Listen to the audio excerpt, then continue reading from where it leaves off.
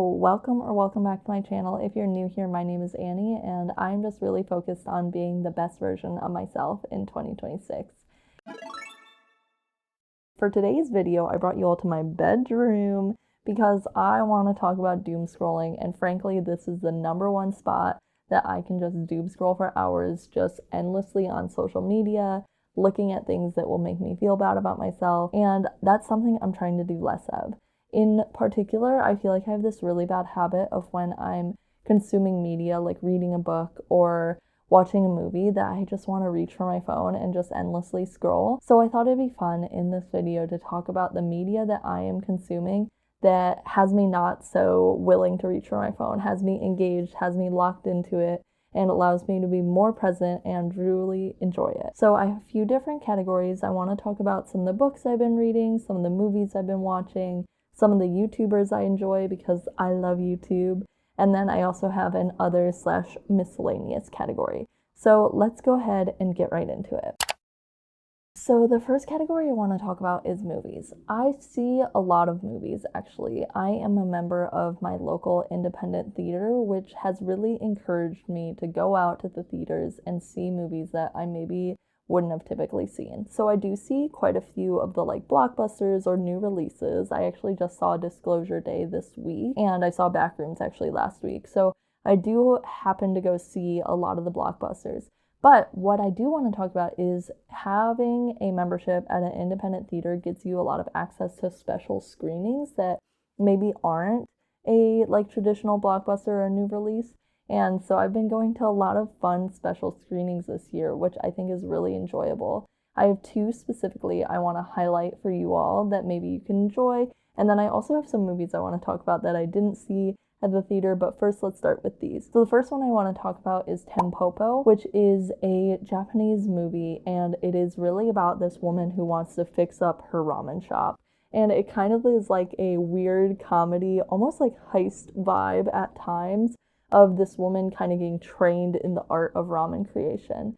And it is such a fun movie. You can just tell that the director really loves food and really wants to show his passion for food on the big screen. There are so many fun little moments, and it was really fun in particular to see it on a big screen. And my fiance and I, we actually had ramen before seeing the movie, which I think even elevated the experience further. So that one was really fun, and I highly recommend, even if you can't see it on a big screen, if you enjoy food, I think it is one of the quintessential food movies. Move over Ratatouille, Tampopo is here. And then the second movie that I saw through the Big Screen Classics program is Hundreds of Beavers. And Hundred of Beavers is a buck wild movie. It is literally just about this guy who wakes up in the wilderness, and it's a fully silent film. And he is getting terrorized by hundreds of beavers, and he kind of has to figure out how to survive. It is so silly. It is slapstick the whole way, but I thought it was so enjoyable and such a fun movie to see. It is not one I probably would have seen or would have even thought to go see without this Big Screen Classics program, so I really am so glad. But I've also been watching a good amount of movies at home this year, and two that I think have been really enjoyable are No Other Choice and Brokeback Mountain. And I'll talk about No Other Choice first. So No Other Choice is a Korean film, and it is based on a book, and it follows this man who is unemployed, and he's having a real hard time getting a job. So he decides that he is going to essentially take out the competition. And when I say take out, I mean that literally he is planning to murder the competitors for these roles he's applying to. And it just immediately goes off the rails. It is such a funny movie. I had such a good time with it. It was Korea's submission for Best International Feature at the Oscars this year, though it did not, unfortunately, get a nomination for Best International Feature.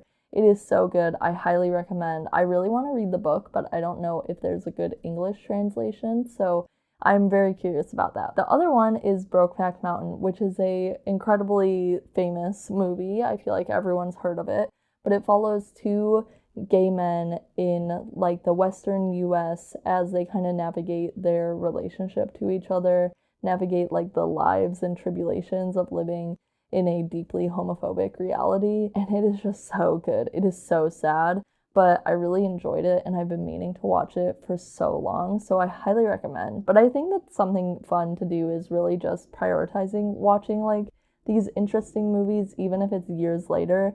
I mentioned in my previous video I just watched the first Lord of the Rings movie, which I've never seen before, but it is just so fun to like kind of know what people have been talking about and finally understand the references and understand what people are speaking about when they talk about movies that were such a big part of pop culture. So I've been really enjoying seeing lots of movies. I've always been more of a movie girly than TV show, so that's been a fun treat. But I'm going to move on to the next category. So my next category is some books I've been reading. I'm a big reader. If you watched my goals video, I'm trying to finish my physical TBR before the end of summer, and I have, I believe, 11 books remaining on that.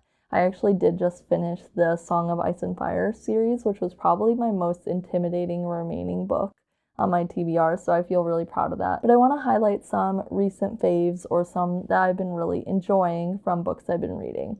The first I want to talk about is The Favorites. The Favorites is a retelling of Wuthering Heights and follows Katarina and Heath in a new lens of where they are Olympic level figure skaters. And it is so messy. It is so good. There are so many different characters, so many things that happen. When you think the situation can't get worse, it does. And I found it so enjoyable. I also really enjoy Olympic figure skating. I was locked into the Winter Olympics this winter, so this was such a fun book and I highly, highly recommend it. I read it for my book club and I feel like it was probably all of our favorites of books we've read for the book club. Just so engrossing the whole way through. Yes, many of the characters are unlikable, but honestly, that didn't deter me. I found it so fun and really enjoyed it. The second book I've been reading, actually the third one right here because I'm about to start it, but I've been reading the Lord of the Rings series. And I know these are incredibly famous. You don't need to tell me, but I think it is so fun to read a book or a book series that has shaped fantasy.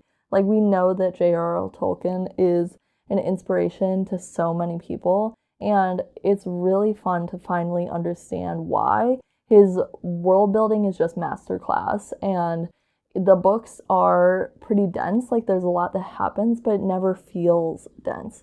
He just does such a good job of pacing. He does such a good job of making you feel for every character. And it's just really fun to finally understand what people are talking about. I never really got all the memes. I feel like when The Lord of the Rings was coming out, it kind of like was when memes were becoming a thing. There are so many little things that I now feel like I can understand, and I'm really just enjoying engaging in that media. I did the same thing with Song of Ice and Fire, but I feel like that one's a little more modern, so it's not at the same level of Lord of the Rings. And then the third book series I want to talk about is Dungeon Crawler Carl. The 8th book, or the most recent book, was released on my birthday, which is so exciting for me because I am a big fan of this series. I know it doesn't work for everyone, but it is the perfect escapist fantasy for me.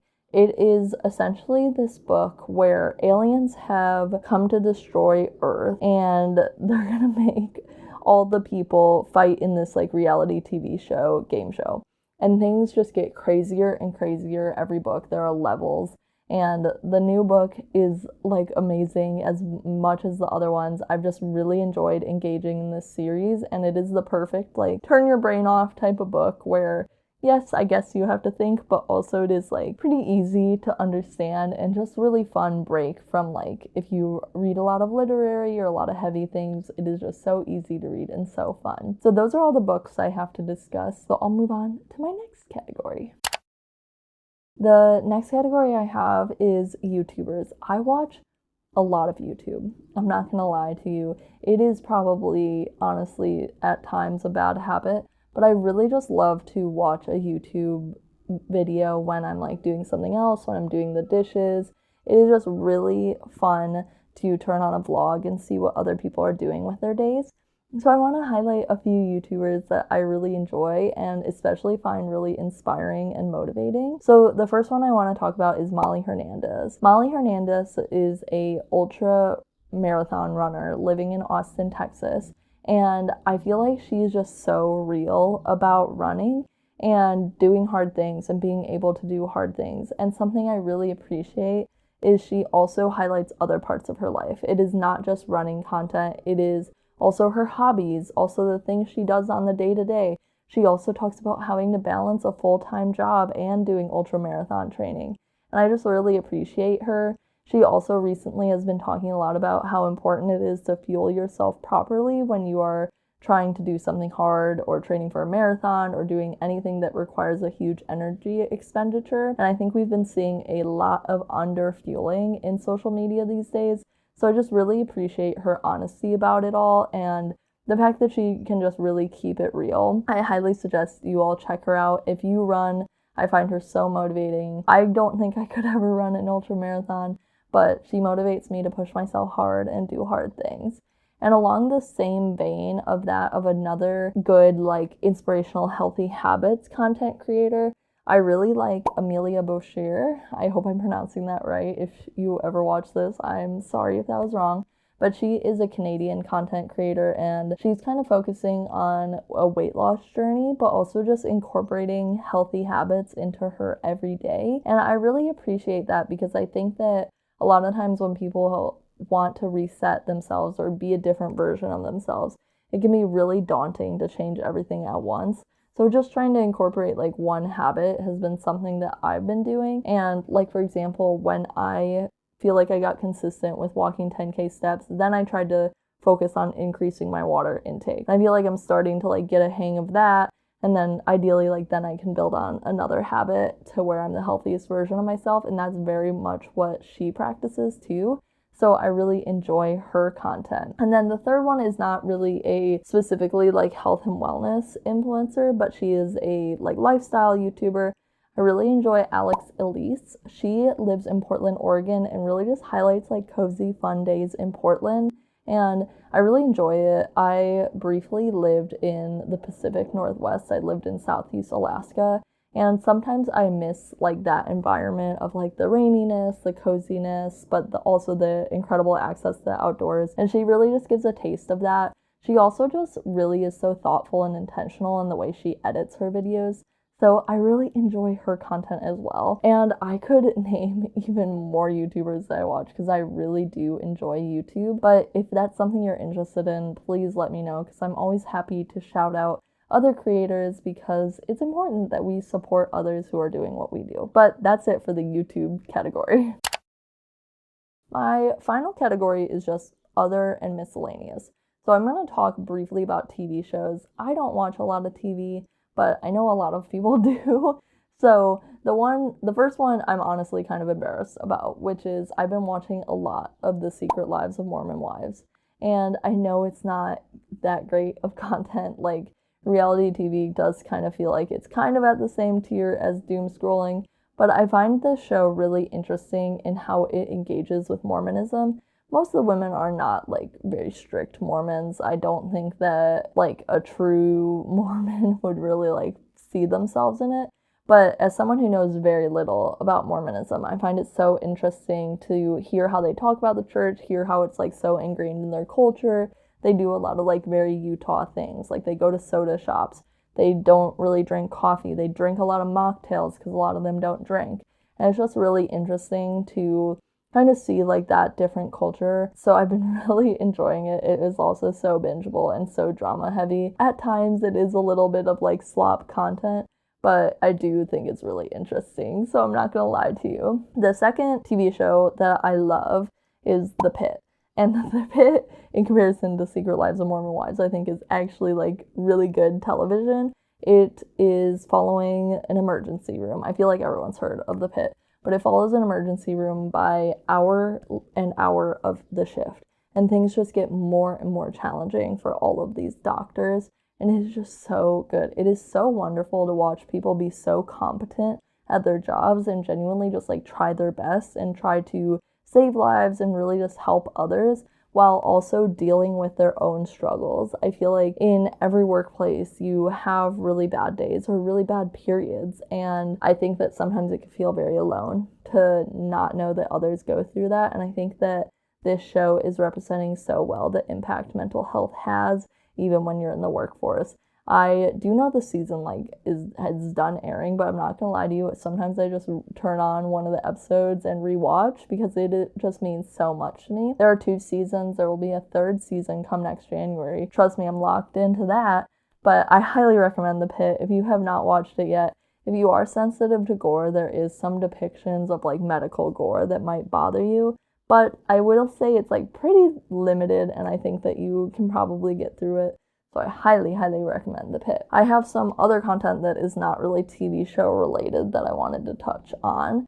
The first being the podcast Girl Historians. This is a podcast by YouTuber Uncarly where her and her friend essentially talk about history in a silly, fun light. They've covered things like the Kennedys and everything to do with the Kennedys and the scandal, the assassination, everything. They've talked about Titanic, the history of the Titanic.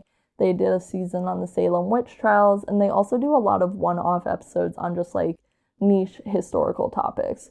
And I will say it is somewhat educational. It is mainly just them being goofy and silly, but I think it's so interesting, and I love history, but I can find it a little intimidating to engage in. So this is an easy way to engage with history that doesn't feel too intimidating and doesn't have a high barrier to entry for me. So that's the only podcast I even listen to be honest.